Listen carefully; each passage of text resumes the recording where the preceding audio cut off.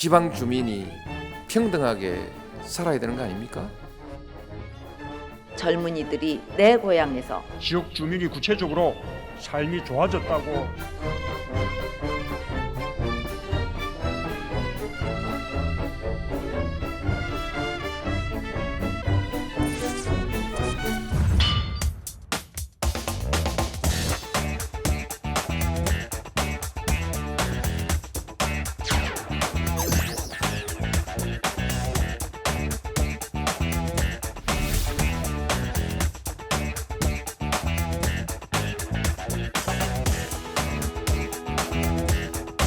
KBS 대구가 3부작 집중기획으로 준비한 레츠고 지방시대. 지난 시간에는요, 지방시대를 두 가지 관점에서 들여다보는 이색 강연 들었었는데요.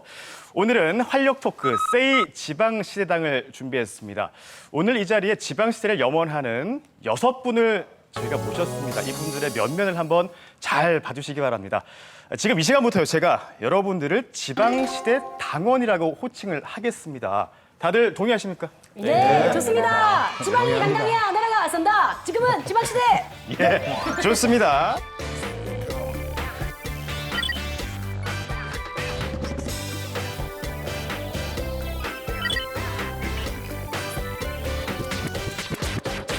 앞서 주제 영상에서도 잠깐 나왔었지만 지금 수도권 일극화 현상이 심해지면서 수도권은 점차 비대해지고 지방은 갈수록 작아지고 있습니다. 현장에 계시니까 이 수도권의 힘을 체감하실 것 같은데 먼저 우리 조재구 당원, 지금 대한민국 시장군수 구청장 협의회 회장을 맡고 계십니다. 어떻게 그 협의회 가면은요 이런 얘기들을 합니까? 어떻습니까? 매년 9만 명 정도가 지역 인구가 수도권으로 이동을 하고 있다는데 이런 걸 이 지방의 입장에서 본다면은 시골 이 군 단위 인구가 지금 2만 명, 3만 명 되는 데도 있는 정도인데 그러면 군이 이 서너 개나 매년 인구 유출로 사라지는 것과 마찬가지라고 그렇게 말씀드리는데 지방이 소멸하게 되면은 결국은 서울도 소멸합니다. 결국엔 대한민국도 소멸합니다. 지난 10일 날 지방시대위원회가 출범을 한 만큼 대한민국의 건강한 미래를 위해서 지방시대를 견인할 수 있는 국가 차원의 정책을 기대하고 있습니다. 예, 알겠습니다. 그리고 수도권 집중화가 이루어지면서 이런 얘기들까지 나오고 있습니다. 화면을 저희가 잠깐 볼까요? 지방은 식민지다. 지방 식민지 독립선언. 굉장히 센 표현인데요. 책 제목입니다. 지방이 서울의 식민지다. 그래서 독립을 해야 된다는 얘기죠. 이승철 당원, 지금 2000년대 이후에 이런 센 표현들이 많이 나오고 있는데 도대체 그 원인이 뭘까요? 원인은 여러 가지가 있을 수 있지만 현재 이 수도권의 비정상적인 확대로 인한 풍요가 결국은 그 지방의 희생, 비수도권의 희생을 강요해서 나오는 이런 좀 격한 표현을 쓰자면 수탈적 결과가 아닌가. 결국 지금 현재도 지방은 서울의 성장과 풍요를 위해서 끊임없이 그 노동력과 재화를 공급하고 있는 그러한 형태라고 할 수가 있습니다. 예. 네. 그렇다면 수도권에 대항해서 이 지방이 살아남기 위해서는 어떻게 해야 될지 본격적으로 이제 얘기를 나눠봐야 될 텐데 오늘 제가 좀 쉽게 이야기를 풀어나가기 위해서 여러분께 퀴즈를 드리겠습니다. 오, 좋죠? 좋습니다. 네. 혹시 동기부여를 위한 선물, 상품도 있나요? 당연히 있죠. 열심히 하겠습니다. 나리 씨 혹시 네. 고향이 어디죠? 고향은 대구는 내 고향, 정다은 내 고향. 제 고향 대구입니다. 대구. 네, 대구 토박이. 좋습니다. 네. 그러면은요 정답을 많이 맞히시는 분들께는요 특별히 고향 사랑 기부제 동참할 기회를 드리겠습니다. 예, 특별히 표나리 당원 1등이 된다면 오늘 나와 계신 이 세 분 지자체장께서 네네. 예, 한 분 골라서 음성으로 주세요. 지금 제가 좋아야 되는 거 맞죠? 그럼요. 재능 기부 같은 거 아닌 거죠? 재능 기부 아니고 선물 맞는 거죠? 맞습니다. 행복하네요. 나중에 또 이분들이 네. 홍보 대사 또 저희가 들을 수 있거든요. 오늘 열심히 해봐야겠네요. 맞습니다. 네. 표나리 당원 열심히 맞춰주시고 자 그럼 각자 네. 최선을 다해서 문제 풀이해 주시길 기대하면서 오늘 첫 번째 문제를 드리도록 하겠습니다. 자, 지방시대를 열어가는데 가장 큰 걸림돌은 뭐라고 생각하십니까? 오늘 첫 번째 문제입니다. 평소에 지방시대에 대해서 좀 생각을 해봤어야지 바로 나올 수 있는 그런 문제 같습니다. 어렵네요. 설명을 좀 해야 되나? 자, 제가 하나, 둘, 셋 하면 정답판을 들어주시기 바랍니다. 하나, 둘, 셋. 짜란, 짠, 짠.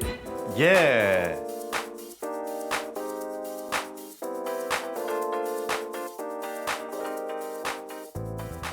야, 다들 이렇게 각자의 대답을 적어주셨는데 한번 얘기를 들어볼까요? 먼저 인민당원, 네. 산무지방, 이거 어떤 얘기인가요? 이거 무지방 우유 얘기하는 거 아니고요. 네, 세 가지가 없는 지방이다 이런 뜻입니다.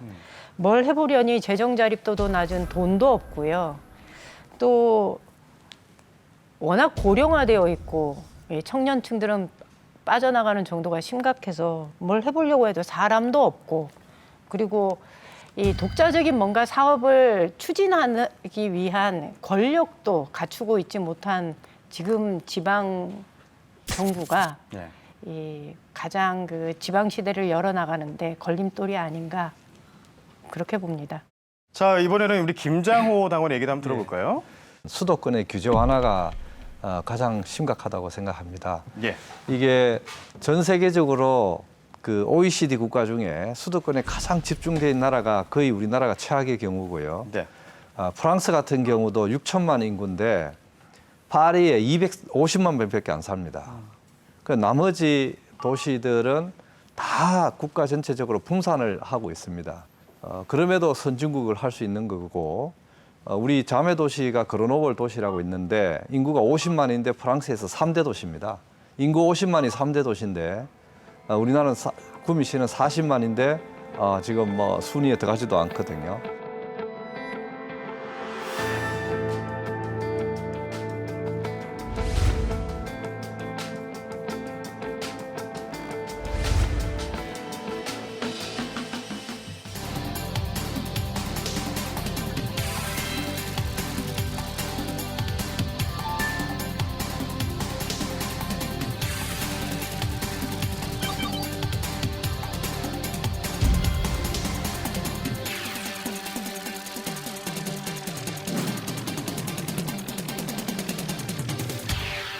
답변들이 다들 당원들이 이제 적어주신 답변이 중앙정부 중심의 정책이나 중앙 집권적 구조가 지방시대를 열어가는 걸림돌이라고 대답을 해주셨는데 이와 관련해서 유의미한 설문조사 결과가 있습니다.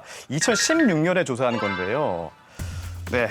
이 설문조사는요, 서울시가 서울시 공무원과 서울 시민들을 대상으로 한 겁니다. 지방 분권의 주요 걸림돌이 무엇이라고 생각하냐는 질문에 1위가요, 중앙정부에 대한 높은 재정 의존율과 또 중앙정부의 과도한 관여였습니다. 2위는 지방의원의 역량 부족이었는데 참 다행이라는 생각이 드는 게 시장, 군수, 구청장이라고 답한 분이 없었습니다. 이런 결과에 대해서 어떻게 생각하십니까? 지방 분권의 성공은 중앙과 지방 정부의 이 수직적 관계를 좀 타파해야 하는데 예. 그러기 위해서는 첫째는 국세와 지방세 세원 배분을 7대 3에서 6대 4로 좀 과감하게 재정 분권을 좀 시도를 하고 네. 지금은 사실 이 중앙 정부에서는 지방 정부의 재정 분권을 아직 신뢰할 수 없다는 점에서 출발이 어렵다고 그렇게 생각을 하지만은 빠른 시일 내에 혁신을 기다리겠습니다. 구미시가 지금 2조 정도 예산이 되는데 지방세가 한 5천억 됩니다. 과연 6대 4로 이제 했을 경우에 우리가 여기 어성 우리 군수님도 계시고 한데 이게 군 단위의 세원이 있느냐, 세를 받을 그게 없다는 거죠. 기업이 없고. 네.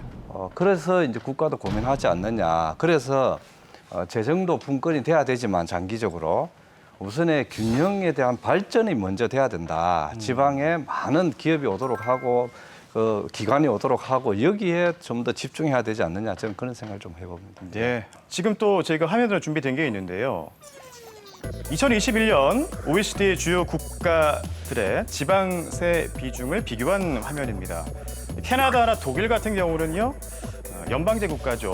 50% 비율을 넘어가고 있고 일본도 37.7% 정도 되고 있습니다. 우리나라만 아직 24.7%, 20%대에 머물고 있는데 이런 상황에서요. 지방자치단체가 중앙정부의 눈치를 보고 재정 운용에 간섭을 받을 수밖에 없는 지금 그런 구조인 것 같은데 자꾸 이제 이렇게 되면 어떤 문제가 발생할 수 있습니까? 첫 번째 있는 이 재정 의존도가 높다는 것은 쉽게 이야기해서 중앙정부의 간섭과 통제가 강화됨으로 인해 가지고 지방 재정의 자율성이 상당히 떨어질 수 있다는 겁니다. 네. 그게 가장 큰 문제고요. 이 문제로서 파생될 수 있는 것이 바로 지방자치단체가 추진하는 자체 사업 비중이 낮다는 겁니다. 그러니까 이 자체 사업이 비중이 낮아지게 되면 결국은 지역에 적합한 행정 서비스를 제대로 공급하지 못한다는 거죠. 그럼 지역 주민이 살고 있는 지역 주민의 삶의 질이 또 떨어질 수 있다는 이런 문제점이 발생을 할 수 있고요. 더 큰 문제는 아마 다음 문제인 것 같습니다. 네. 이러한 그 흐름이 장기적으로 계속 반복이 된다면 자체적인 재정 확보 노력보다는 지방자치단체는 좀 더 쉬운 방법을 선택을 할 거라는 거죠. 예. 다른 말로 이야기하면 의존 재원인 그 국고보조금에 대한 노력을 기울일 거랍니다. 자체적으로 재원을 조달을 하거나 다양한 노력을 하기보다는 국고보조금에 대한 의존적인 부분이 더 커지게 되면 소위 말해서 모럴 해저드, 도덕적 해이의 문제가 발생이 되는 것이 오히려 지방자치에 더 큰 문제로 발생을 할 수가 있다는 것입니다. 알겠습니다. 이게 2016년에 조사한 자료다 보니까 시간이 뭐 다소 경과하긴 했습니다만 조사 결과를 놓고 보면 참 재밌는 게 지방뿐 아니라 서울에 사는 분들도 지방 분권의 걸림돌을 중앙정부라고 생각을 하고 있는 겁니다. 이 결과의 중요 포인트가 중앙정부의 과도한 관여이지 않습니까? 정말 과도하다고 생각하십니까, 임혜당 의원? 우리가 지방자치를 실시한 지가 한 30년 정도 됐거든요. 근데 중앙정부 입장에서는 좀 억울한가 봐요. 권력을 모든 걸 다 쥐고 있다가 지방자치가 실시되면서 조금씩 내려보내는 거거든요. 내려보내는데 기본 태도가 지방을 못 믿는 거죠. 아하. 예, 이런 점들이 지방 분권을 이뤄내는 데에 걸림돌이고 심지어 이 지방의 경우는 공무원 직급까지도 네. 직제까지도 중앙정부가 관여를 하고 있거든요. 그래서 이런 문제는 이제 지방의 역량이 어느 정도 됐으니 중앙정부 너무 걱정하지 말고 예. 과감한 권한의 이양이 필요하다 이렇게 얘기 드리겠습니다. 예, 알겠습니다. 그리고 우리 김장호 당원께서는요, 행정안전부에 근무하신 이력이 있습니다. 그리고 김주수 당원께서도 농림부 차관을 역임하셨고요. 이제 두 분 다 중앙정부의 녹을 드셨습니다. 중앙에 있을 때와 지금 지방에 있을 때 좀 어떤 차이가 있는지 궁금한데요. 먼저 김장호 당원. 지금 이제 수도권과 비수도권 문제에 있어서 이게 정말 큰 문제인데 네. 중앙부처의 공무원들이 어떤 게 있냐 하면 수도권하고 일을 하면 빨리 성공하고 성과를 크게 낼 수 있다. 이런 그 어떤 뭐라 그럴까 신뢰가 있는 것 같습니다.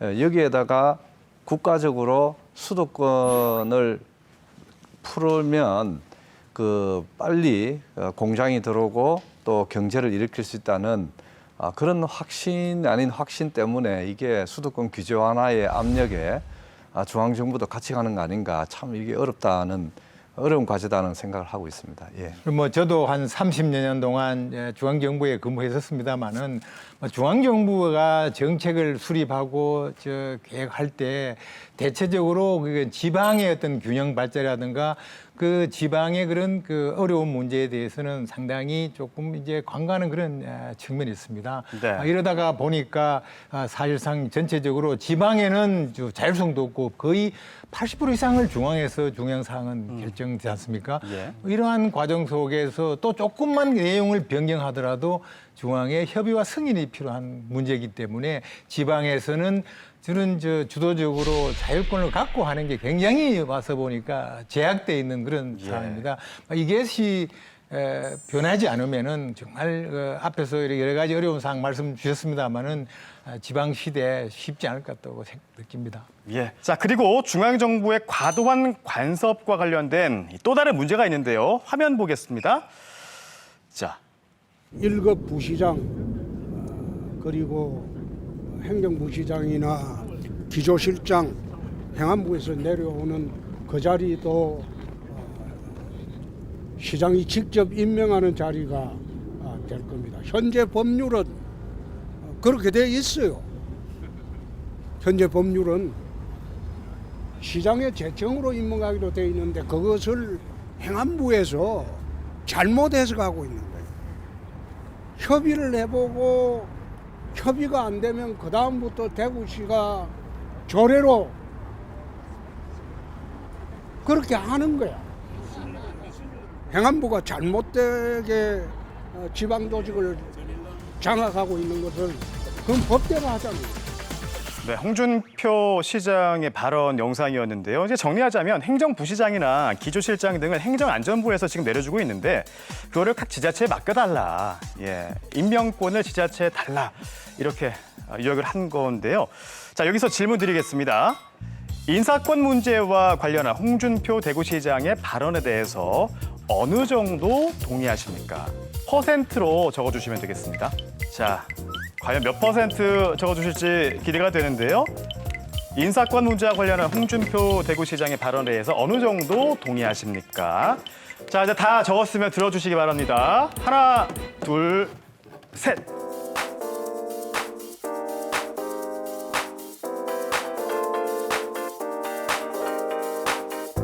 조재구 당원 100% 적어주셨는데 굉장히 동의를 많이 하십니다. 100%. 어떤 의미죠? 네, 저는 당연히 위임을 해야 된다고 생각을 합니다. 예. 중앙정부는 예산과 또 인사 등의 권한을 여전히 행사를 하고 있습니다. 그래서 대표적으로 우리가 중앙과 지방 간의 부단체장 등의 인사교류는 사실상 이 인사 통제나 다름없고 지방 교부세도 통제하는 이 관치의 한 면이라고 저는 볼 수 있습니다. 인미당원은 51% 굉장히 디테일하게 적어주셨어요. 저는 인사교류는 잘 쓰면 약이고 못 쓰면 독이라고 생각을 합니다. 실제로 이 중앙정부와 지방정부 간의 긴밀한 소통이 필요하고요. 그런 면에서는 인사교류가 저는 더 확대되어야 된다. 지금은 행안부에서 주로 이렇게 내려보내는 방식으로 교류를 하는데 저는 기재부 공무원, 보건복지부 공무원 그리고 농림부 공무원들도 더 많은 교류가 이루어졌으면 좋겠다. 왜냐하면 저희가 국회에 가서 뭐 예산과 관련돼서 이렇게 뭐 사람들을 만나다 보면 기재부 공무원들의 사고방식은 지방을 전혀 이해하고 있지 못합니다. 그래서 네. 그런 걸 볼 때 지방에 대한 이해를 넓히기 위해서는 인사교류가 적극적으로 필요하다라는 생각을 좀 하고 있습니다. 예, 표나리 당원이 아까 네네. 굉장히 이상한 답을 적었어요. 네, 대구 경북 100% 사랑합니다. 100%. 100%. 사실 저는 조금 놀란 게 사실 뭐 우리 뭐 지자체 행정부시장이나 부지사 뭐 기조실장의 임명 권한이 지자체에 있는 줄 알았어요. 사실은 그 위쪽에 중앙정부에 있는지 몰랐거든요. 사실 제가 만약에 시장이나 도지사라면 나랑 같이 손발을 맞춰서 일해야 될 사람이 내가 임명을 하지 않으면은 좀 힘들지 않을까라는 저의 짧은 소견으로는 그런데 조금 놀라운 상황이었고 이래서 제대로 된 정말 지방 분권이 되겠나라는 생각도 좀 들었거든요. 네. 더 중요한 게 뭐냐 하면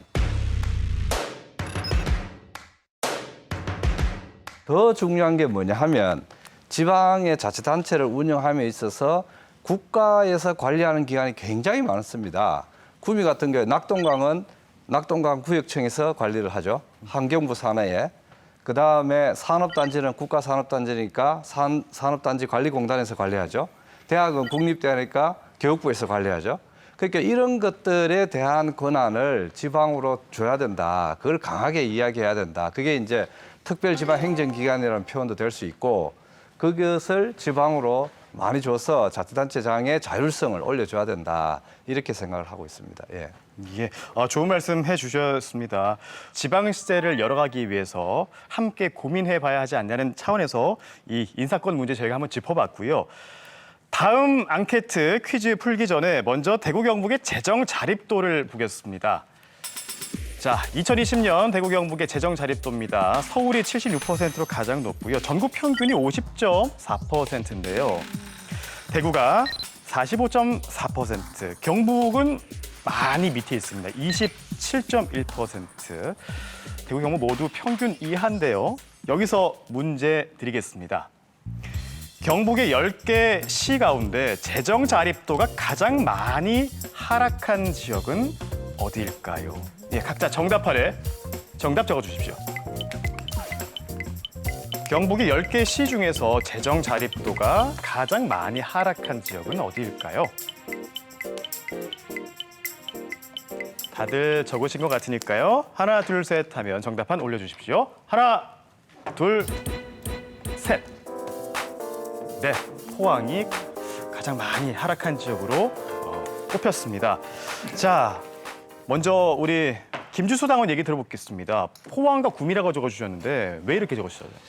이게 경제가 이제 어려워지면서 일반 군이라든가 작은 시 경우에는 그 영향을 받더라도 이렇게 조금 덜 이렇게 이제 떨어지는데 이제 네. 포항과 구미는 경상북도의 대표시뿐만 아니라 이제 큰 그런 시기 때문에 그런 경제의 어려움에 영향을 받아서 또는 기업의 밖으로 가는 그런 영향을 받아서 떨어졌는 것으로 지금 저는 판단하고 있습니다.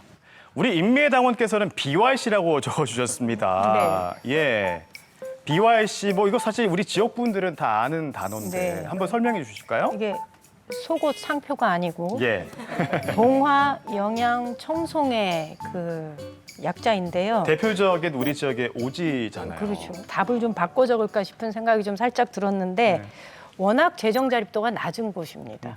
예, 이렇다 할 산업 시설도 없고 주로 농업에 기반한 그 산업이 주를 이루고 있는 곳이어서 원래 낮으니 여전히 낮지 않을까. 거기다가 코로나 겪으면서 중앙정부로부터 지원도 굉장히 많이 늘었고 그래서 제가 BYC라고 적었는데 많이 하락한 추세로 하면 두 분의 답이 맞지 않을까 이런 생각도 좀 해봅니다. 예, 그럼 여기서 정답을 공개하도록 하겠습니다. 재정 자립도가 가장 많이 하락한 지역 어딜까요?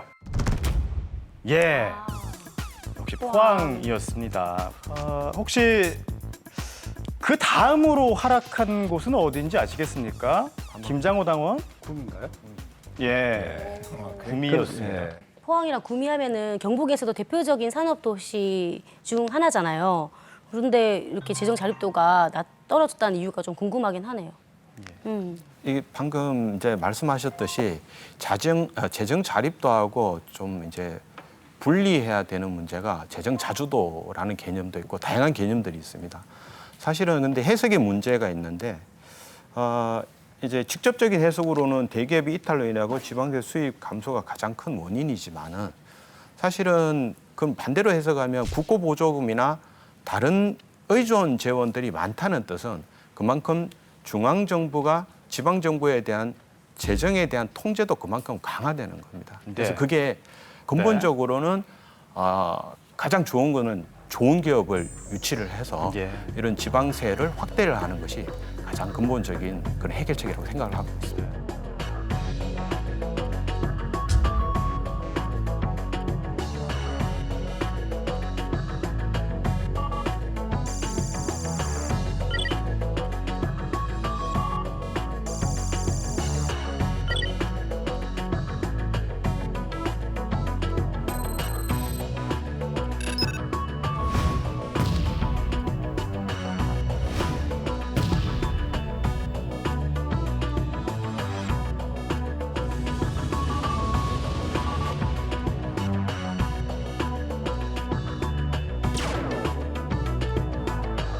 눈여겨볼 통계가 있습니다. 지역별 기업 이전율인데요. 화면을 보시죠.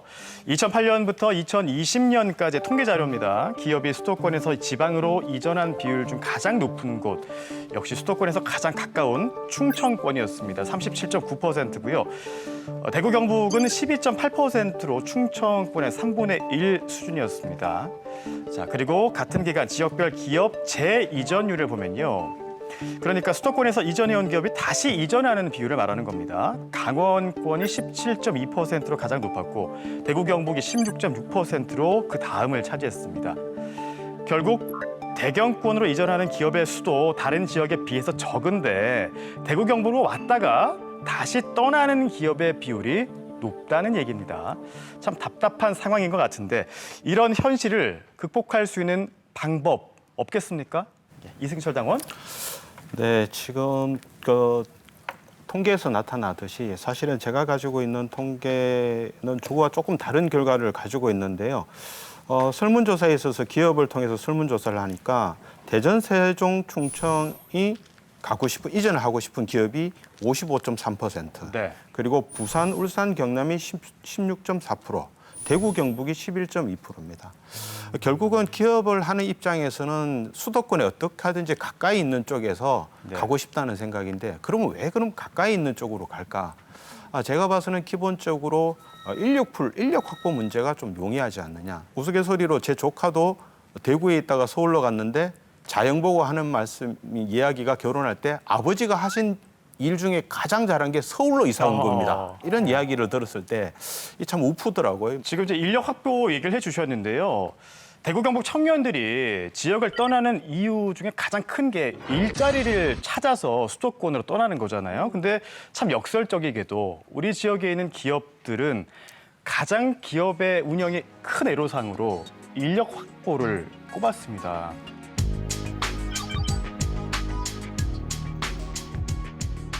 기업의 난방 한계선이라는 게 있다고 얘기하잖아요.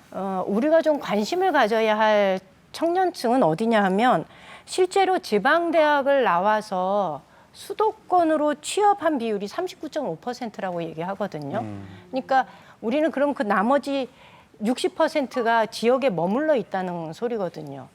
이 60%를 70%, 80%로 늘려서 지역에 잡아둘 수 있는 그 요인들을 좀 확보하는 게 필요하고 특히 중소기업의 경우 대기업과 임금 격차가 너무 심합니다. 그래서 이 문제를 우리가 해결해 주지 않으면 실제로 청년들을 지역에 붙잡아 두는 건 좀 어렵지 않나 이런 생각을 좀 합니다.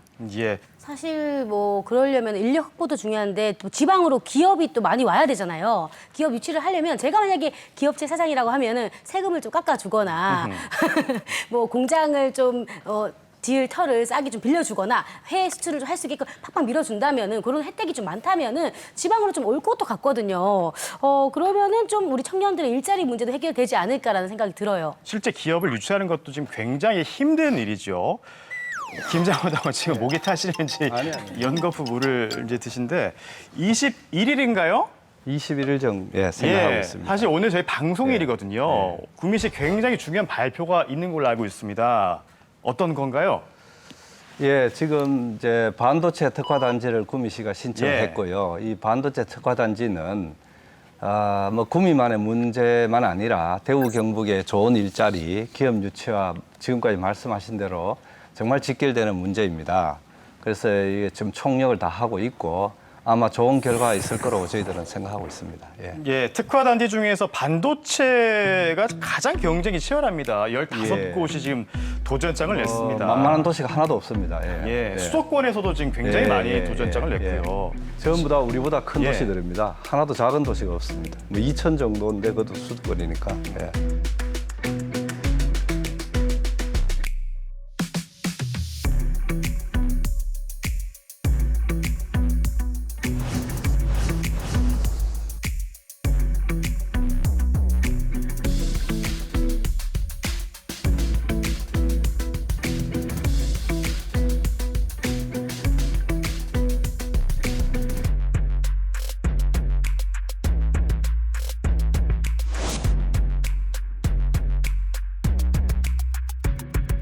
지방시대당 당원분들의 말씀을 들어보니까 다들 한입 모아서 이 기업 유치가 힘들다고들 하시는데 사실 기업 유치가 돼야지 일자리 창출이 되고 또 우리 젊은 청년들이 또 지방에 또 남아있을 거 아니에요. 근데 왜 이렇게 기업 유치가 힘들까요? 모두의 지방시대를 여는데 가장 걸림돌이 뭐냐라고 물었을 때 우리 그 김장호 당원이 그러셨잖아요. 그 수도권 규제 완화가 가장 걸림돌이다. 한마디로 정리하면 그런 것 같습니다. 기업을 유치하는데 수도권도 지방도 함께 똑같은 조건을 놓고서 경쟁을 하고 있는 거거든요.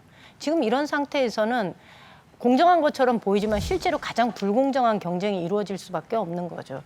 그래서 지금 지방의 기업을 유치하기 위해서는 중앙정부가 이 문제에 대해서는 보다 적극적인 자세를 취하는 것이 필요하다라고 봅니다. 네, 뭐 이미 이제 기울어진 운동장에 수도권과 동일선상에서 가뜩이 경쟁을 한다는 건 사실 지방으로서 굉장히 불리한 입장이죠. 뭔가 특단의 조치가 필요할 것 같습니다. 어떤 것들이 필요할까요? 김장호 당원. 저는 정말 맞는 말이고요. 뭘 해야 되냐면 우리가 이제 지방에서 연대를 해가지고 특단의 대책으로 지방에 많은 그 기업이 올 수 있는 유인책을 줘야 되는데 신공항 같은 그런 인프라도 하지만 제도적으로 예컨대 법인세를 차등화한다든지 또 예타 기준을 지방의 경우에 완화한다든지 또 최근에 그게 이제 논의가 되고 있는데 전기는 경북에서 다 생산되는데 전기가 송전탑을 타고 수도권을 가는데 수도권과 우리 경북이 요금이 똑같습니다. 그래서 전기 요금이 차등제 이런 차등제를 통해서 서울에 있는 수도권에 있는 기업들이 지방에 가서 돈이 더 된다. 이런 제도적인 개편을 해야 되는데 그게 지금 힘이 약한 것 같습니다. 그래서 그런 쪽에 강하게 좀 이야기해야 된다 이렇게 생각을 하고 있습니다. 예. 맞습니다. 저는 법인세 문제는 좀 반드시 이번 정부에서 해결을 좀 했으면 좋겠다. 실제로 수도권에 있는 기업 본사를 두고서 법인세를 거기서 내고 있는 경우거든요. 그러면 지방에 있으나 수도권에 있으나 법인세가 똑같다고 한다면 기업 입장에서 수도권으로 가지 뭐하러 지방으로 오겠습니까? 그러니까 지방으로 이전하기 위해서는 법인세 문제도 차등화되어야 된다. 맞습니다. 인력을 확보하기 위해서는 결국 청년을 유입시키기 위한 그런 노력도 필요할 것 같고요. 장기적으로는 좀 인구 증가 정책을 시행을 해야 되지 않을까 싶은데요.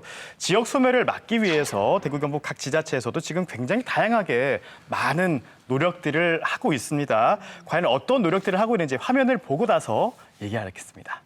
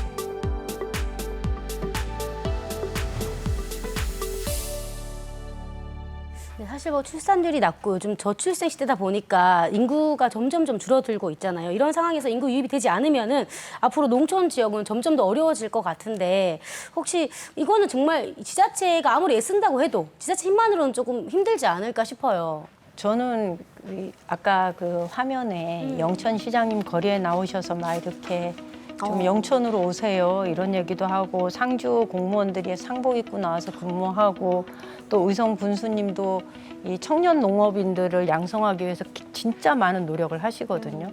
근데 그런 거 볼 때마다 아니 일은 중앙정부가 저질러 놔놓고 이거 뒤에 수습하고 고군분투하는 거는 이거 조그마한 군 단위, 조그마한 그 시단위에서 애를 쓰고 있구나라는 생각을 좀 하게 돼요. 그 화면에서 의성군의 얘기도 나왔습니다. 지금 이웃사촌 시범마을 진행 중인데 어떻게 좀 성과가 있었습니까? 예, 이제 이웃사촌 시범마을은 뭐 단순히 과거같이 청년들이 오라고 하고 뭐 일하라고 하는 차원을 넘어서 청년들에게 이제 일자리도 만들고 창업도 할 기회도 주고 그 다음에 거기서 이제 주거도 이렇게 해주고 그리고 보육과 또 의료와 그리고 이제 여러 가지 생활용권 함께 이렇게 패키지로 지원하는 사업인데요. 2019년부터 이제 22년까지 1차 사업을 실시해서 현재 전체적으로 100여 명의 이제 청년들이 와서 창업도 하고 이제 일하고 있습니다. 그리고 특히 스마트팜에 창업해서 이제 열심히들 하고 있는데요. 하는 과정에 여러 가지 쉽지는 않지만 우리가 인구 구조를 건전해야 지속 가능한 그런 성장이 또 지역이 유지될 수 있도록 하기 위해서는 이런 청년 정책에 대해서도 지속적으로 해나갈 그런 계획입니다. 우리 이승철 당원께서는 좀 정부가 어떤 노력을 해야 된다고 보십니까? 뭐 다른 당원분들께서도 앞에서 말씀해 주신 바와 같이 중앙과 지역의 역할을 어느 정도 일정 부분 구분을 하고 예. 지방에 대한 부분의 권한을 대폭 이양을 하는 것이 필요하다. 그리고 자율성과 책임성에 기초한 그런 부분에 대한 정책을 실시해서 또 지역의 입장에서는 지역 주도성을 강화해야 된다. 예를 들어서 여기서 지역 주도성이라는 것은 지방 정부 지역에 알맞은 특성에 맞는 고용 전략 또는 지역 자원을 기반으로 하는 보육 그리고 교육, 의료 인프라들도 확충하는 노력들이 동반될 때 이런 문제가 어느 정도 해결되지 않을까라고 생각을 합니다. 예. 지금 워낙에 저출생 시대다 보니까 지자체별로 출산율을 높이고 또 인구 증가를 위해서 출산 장려금 지원 제도를 지금 많이 하고 있으며 활발하게 진행 중인데요. 대표적으로 우리 대구 경북 지역의 출산 축하금입니다. 예, 봉화는 700만 원을 주고 있습니다. 예. 상주 360만 원, 예, 영양도 그렇고요. 지금 구미나 의성은 보이지 않습니다. 대구 남구도 그렇고요. 혹시 의성에서 출산 장려금 얼마나 주고 있나요? 저희들은 이제 태어나면은 이제 태어나는 장려금 100만 원 주고요. 예. 돌 때 100만 원 주고 그다음에 이제 첫째 아이한테는 우리 10만 원씩에 24개월 줘서 첫째 아이한테는 440만 원. 예. 둘째는 똑같이 주면서 20만 원씩 36개월 해서 920만 원. 와. 셋째 아이한테는 똑같이 이제 주대 60개월, 25만 원 60개월 줘서 이제 1,600만 원을 이제 지원하고요. 그 외에 이제 여러 가지 그 뭐 신혼부부한테는 이제 주거비에 대해서 이제 전세금도 주고 뭐 다양하게 이렇게 주는데요. 전체 아기 1년에 태어나는 지난해 같으면 4만 7천 명 정도 중에서 50%가 넘게 수도권에서 납니다. 그리고 청년들이 50% 넘게 수도권에 있기 때문에 이런 구조 속에 지역에서 출산율을 높이고 여러 가지가 하더라도 한계가 있는 그런 참 애로사항인데 그래도 한 명이라도 더 불리기 위해서 최선의 이게 노력을 하고 예. 돈도 이제 저희들도 조금 개편해 보려고 합니다만은 네. 어떻게 지원하는 게 그 출산율을 높이고 또 지역에 젊은 사람이 오게 하는 그런 여러 가지 고민을 하고 있다는 걸 말씀드립니다. 의성에서는 많이 나올수록 유리하겠네요. 뭐 많이 유리하고요. 그것도 예. 놓으면은 우리가 보육시설이 토산종합지원센터라든가 의성은 군단이지만은 저기 있습니다. 소아청소년과도 지금 운영하고 있고요. 또 산부인과도 운영하고 이제 내년부터는 분만산부인과도 운영하고 그리고 공공산후조리원도 25년도에 할 그런 계획이기 때문에 이게 애기 낳아서 잘 기르는데 총력을 기르고 또 낳아놓으면은 우리가 종일 돌봄에 대해서는 우리 애들한테 특히 초등학교까지는 100% 그런 할 계획으로 하고 있습니다. 알겠습니다. 우리 김장호 당원 구미시에서는 출산 장려금으로 얼마를 책정했습니까? 구미는 1년에 한 2,300명 정도가 태어납니다. 예. 그렇게 해서 타 군다리처럼 이렇게 많은 돈을 줄 수는 없고요. 재정에 압박이 되기 때문에 어느 정도 출산금은 주지만 출산 이후에 아이를 어떻게 키우는 그가가 중요하고 부모님들 거기에 관심이 많고 아이 키우기 좋은 도시를 만들기 위해서 구미시에서는 야간 24시간 소아청소년과 병원도 운영을 하고 또 야간 어린이집도 운영하고 아픈 아이 돌봄센터도 하고 이런 다양한 시책을 하고 있고요.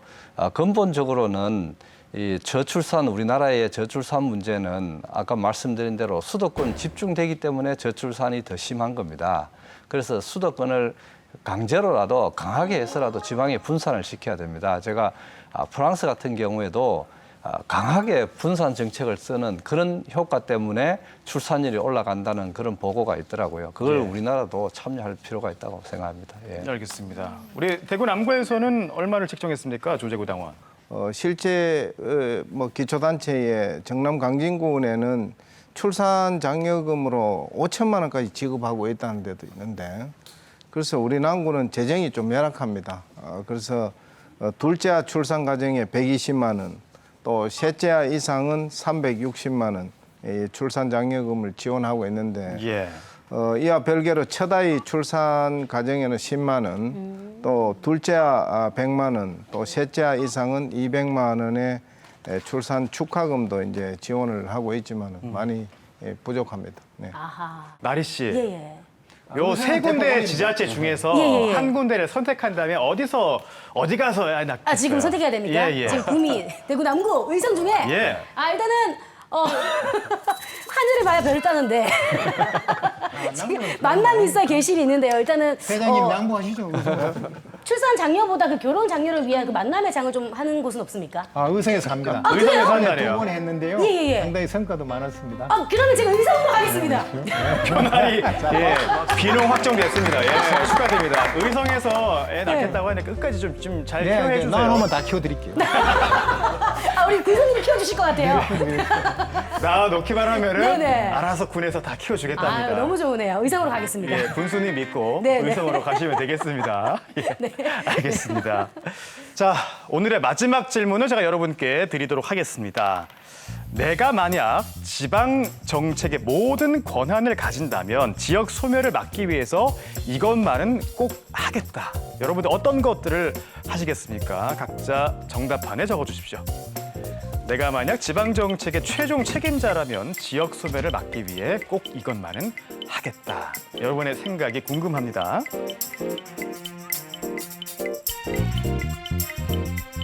굉장히 답변이 깁니다. 아니 인민당원 컨닝이 웬 말입니까? 전 너무 간단하게 이렇게 말씀 잘하셔놓고 제가 하나 둘 셋 하면 정답판을 올려주십시오. 자 하나 둘 셋. 네. 자 표나리 당원은 뭐라고 썼습니까? 안 보여요. 저는 일단은 제 개인적인 소망을 썼습니다. 오늘 제가 아주 좋은 수확이 있어가지고 예. 결혼 계획을 세웠거든요. 의성으로 가겠다. 대구 시민으로 살 수 있는 일을 하겠다. 출산도 하고 결혼도 예. 하고 지방에서 오래오래 살겠다. 아. 제 의지였습니다. 우리 김장호 당원은 지금 세 가지로 요약해 주셨는데 직접 설명해 주실까요? 예, 아까 말씀은 드렸는데 예. 제가 지방 정책을 만약에 총괄을 한다면 법인세 차등화 이거 반드시 해야 되고요. 그다음에 예비 타당성 조사 이게 지방에 대한 차등 지원 반드시 해야 되고 세 번째는 지금 수도권의 합리적 규제인데 지금 수도권 규제 그 완화위원회에 전부 수도권 사람들만 들어가 있습니다. 서울, 경기, 인천, 예. 관계자가 들어가 있는데 여기에 비수도권 참여자도 위원으로 들어가도록 해야 되는 게 반드시 필요하다고 봅니다. 예. 네.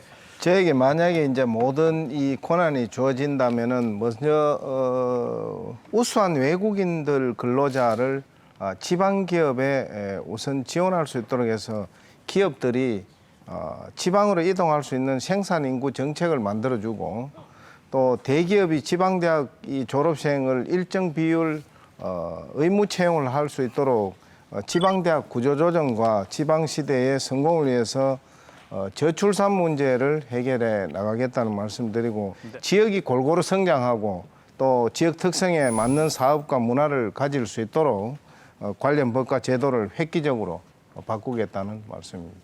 여러 가지 이제 계획도 수립해보고 또 여러 가지 이제 물 추진해봤지만 이게 결국은 이제 재정이 뒷받침되지 않아서 업무 추진이 굉장히 좌절하는 경우가 많습니다. 네. 그래서 전문가들과 이렇게 올바른 계획도 수립하고 지역 주민들과 설득도 하고 협력해서 계획을 잘 수립해서 이런 계획이 제대로 실행해서 지방 소멸을 막기 위해서는 재정권 확보가 여러 가지 필요하다 합니다. 그래서 중앙과 광역과 시군, 기초 간의 그런 재정을 분명히 해서 재정권을 확보해서 업무를 사업을 추진하는 게 지방 소멸을 막는 그런 가장 기본이라고 생각합니다. 예. 저는 지방에 사는 시민의 한 사람으로서 생각을 해보면 제가 이 농업소득으로 지역에서 살아가기에 이 걸린 시간이 한 20여 년 걸렸던 것 같아요. 농업소득만으로 제가 생계를 유지할 수 있도록 하게 되는데 그러니까 그 얘기는 저는 수도권에 사는 사람과 지방에 사는 사람들은 좀 달랐으면 좋겠다. 지방에 산다는 것이 불편하고 뭐 이런 점들은 있겠지만 네. 그럼에도 불구하고 삶에 있어서 대단히 안정적이다라는 것을 사람들이 인식하면 좋겠다. 그런 면에서 보면 기본소득? 그러니까 네. 제가 내려와서 살면서 최소 나한테 월 한 20에서 30만 원 정도가 있다면 그래도 안정적으로 생활이 되겠구나라는 생각을 한 적이 있었거든요. 그래서 이런 것들이 지방정부 차원에서 제도적으로 마련이 된다면 처음 들어와서 사는 사람들한테도 큰 어려움 없이 쉽게 정착할 수 있지 않을까 이런 생각이 좀 들었어요. 뭐 네. 예를 들자면 제가 의성에 살고 있다 보니 김주수 당원의 정책으로 생활 안정자금을 받은 적이 있어요. 농산물 값이 하락하고 뭐 축산 농가들 어려움이 있고 이러니까. 근데 그런 안정자금의 지원을 받았을 때 실제로 삶에 굉장히 도움이 많이 되거든요. 그래서 그런 제도적인 것들이 지원된다면 농촌 도시에서 살만하다라는 얘기를 제가 어디든지 다니면서 할 수 있을 것 같아서 그래서 이렇게 써봤습니다. 자, 마지막으로 이승철 당원의 얘기를 들어볼까요? 중앙 정부가 가지고 있는 인식의 전환이 가장 필요하다라는 게 가장 필요한 부분인 것 같고요. 이게 결국은 뭐와 연결되느냐면 중앙과 지방 또는 지방과 지방 간의 릴레이션십, 관계까지 연결되는 겁니다. 그러니까 수직적인 관계로 볼 것인가 아니면 수평적이고 대등한 관계에서 함께 협력하고 공존하는 그런 관계로 갈 것인가. 이런 부분에 대한 인식 전환이 가장 필요하지 않는가라고 생각이 됩니다. 네. 자, 지금까지 진정한 지방시대를 염원하는 지방시대 당원들과 함께 지방시대를 나아가기 위해서 어떤 노력을 해야 하는지 함께 알아봤습니다. 오늘 긴 시간 함께해 주신 우리 지방시대 당원 여러분, 다시 한번 깊은 감사의 말씀드립니다. 고맙습니다. 네, 오늘 지방시대 당원분들의 말씀을 들으면서 지방이 국가 운영에 있어서 이 수혜 대상이 아닌 국가 발전의 든든한 기초로 인정받고 앞으로도 그런 역할을 더 충실하게 수행할 수 있는 그런 시대가 열리는 것, 그런 시대가 바로 진정한 지방시대가 아닐까 하는 생각을 해봤습니다. 자, 레츠고 지방시대 다음 주 이 시간에는요. 지방시대위원회 우동기 위원장 모시고 정부의 정책과 계획에 대해서 들어보는 시간 마련했습니다. 다음 주도 많은 기대 부탁드리고요. 오늘 함께해 주신 여러분 고맙습니다.